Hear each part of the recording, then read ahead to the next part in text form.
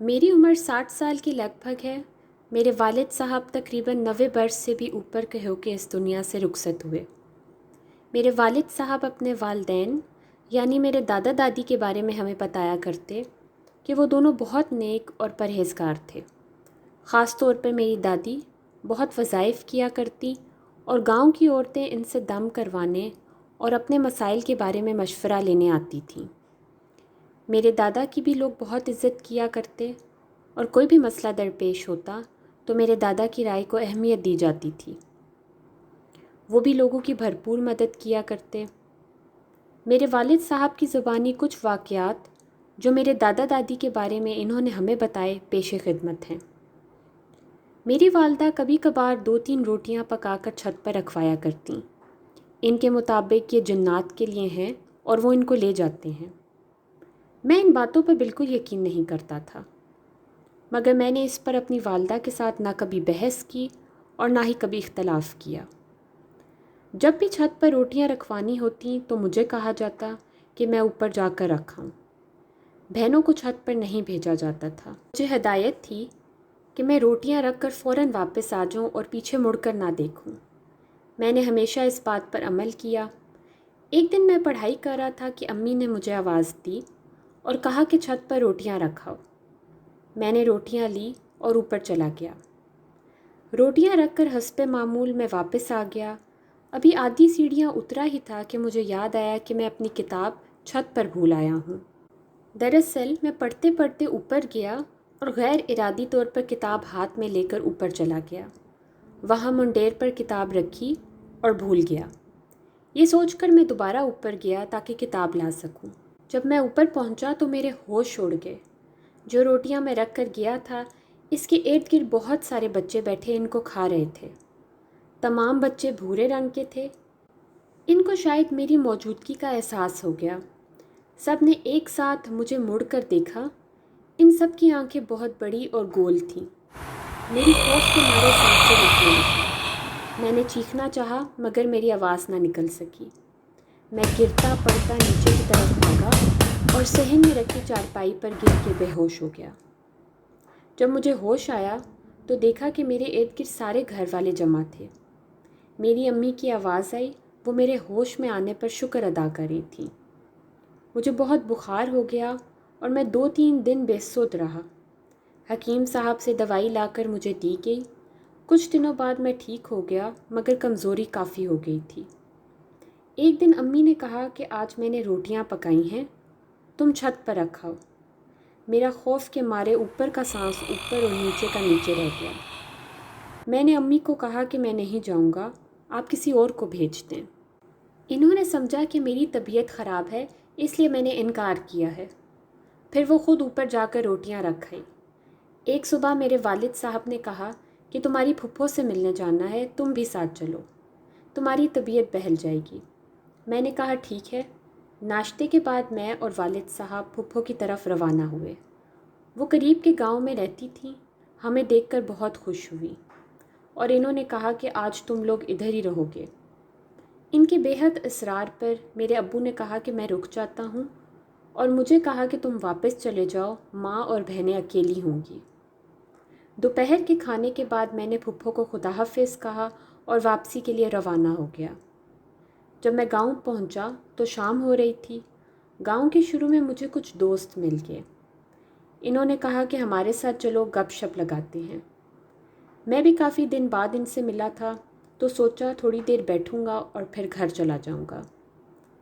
ہم سب ایک دوست کے گھر اس کی بیٹھک میں بیٹھ کے اس نے کھانا وغیرہ کھلایا، باتوں میں پتہ ہی نہ چلا اور اندھیرا ہونے لگا۔ میں فوراً گھبرا گیا اور کہا کہ مجھے جانا چاہیے۔ میرے دوست نے کہا کہ ہم تمہیں چھوڑ آتے ہیں۔ ان سب کے گھر قریب قریب تھے، میرا گھر کچھ فاصلے پر تھا۔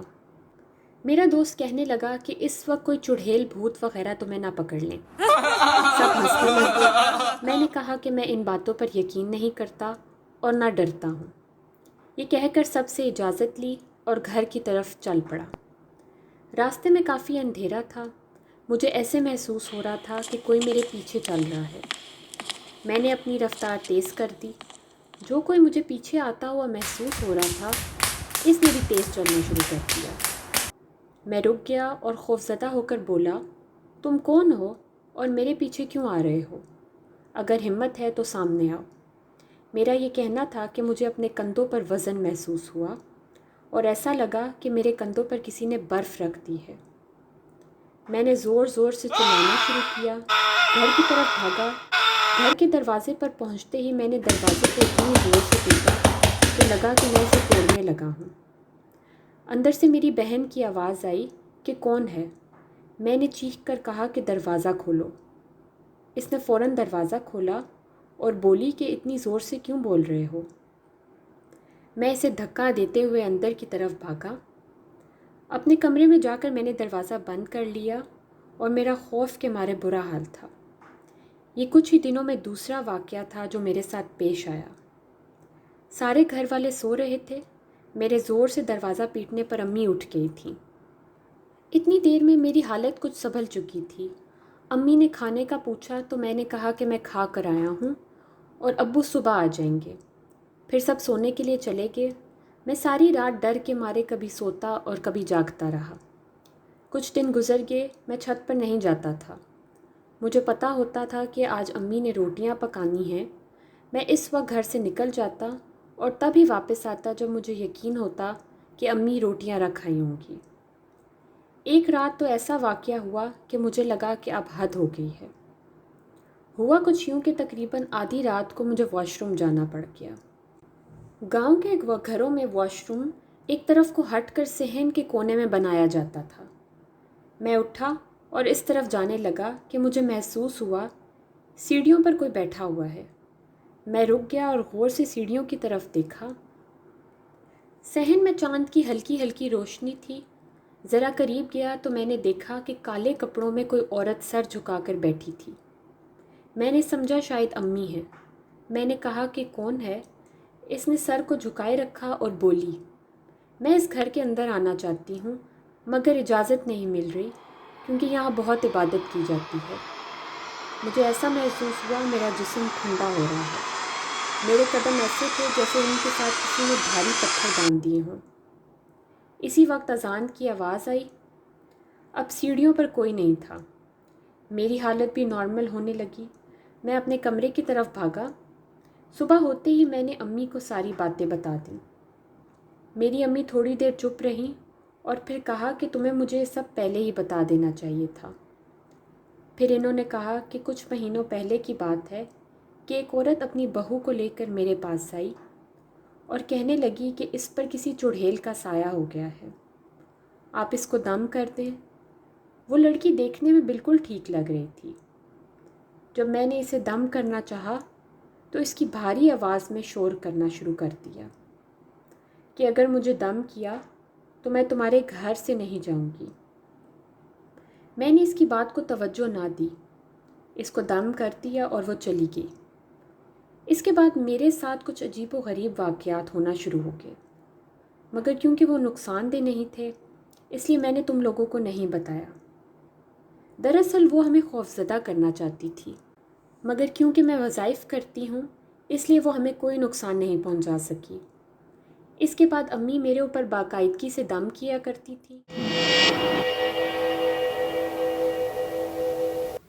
Hi everyone, I hope you enjoyed the story. Don't forget to like, subscribe and share. Until then, bye.